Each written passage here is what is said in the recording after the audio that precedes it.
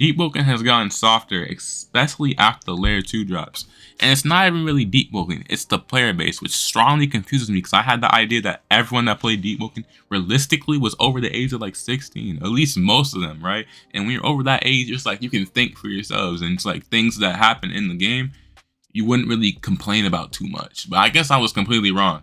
You know what I'm saying? And a lot of the changes Deepwoken has made that resulted in Deepwoken being softer, they kind of had to make. For example, the progression changes. If they kept the progression that it taking multiple days or multiple weeks to finish just a build alone, just to hit max level, getting all these wonky talents and requiring a massive amount of grips in order to get luck, Deepwoken would have died a long time ago. So they had to make those changes. But some changes, I'm just thinking to myself, were strongly reflected from the fact that the community just hated the fact. I just said fact 3 times. The community hated just these things in general. For example, the void changes, the hell mode changes. You know, when King Threshers were in hell mode, like the corrupted ones, people just hated them. They don't know how to fight. A lot of players actually still to this day, I feel like, don't know how to fight a corrupted King Thresher, and they'll still run away from a corrupted King Thresher. So them being removed from hell mode was very intriguing to me.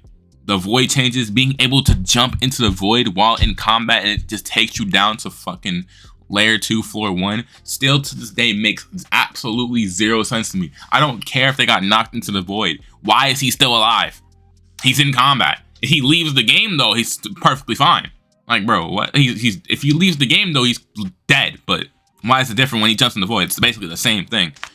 And the tutorials. Why are these even in the game? The fact that I have lower Aricia on my screen for the next past 30 fucking days every time I hop on, it's very annoying because I'm not doing it. And imagine being a hardcore rogue player and you hop on Deepwoken and you see this as a tutorial. Like, what, bro? Lock in. That shit's ass. Like but really the ideology really came to me when Purge Week was a thing, when Voidwalker was a thing, and when Contractor was a thing, like originally.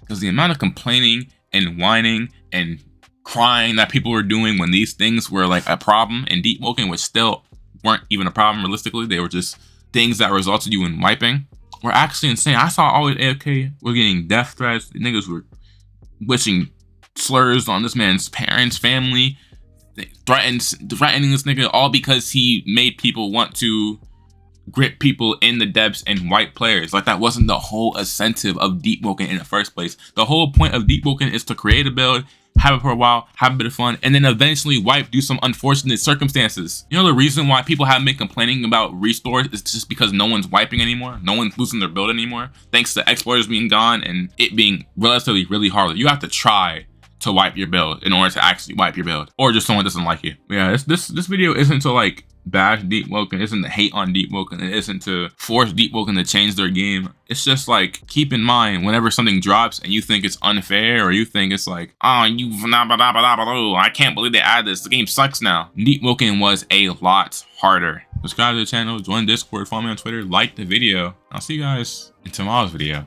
You dig? I don't know. I just be rambling in my outros. I can't lie to you. This shit's just very intriguing to me.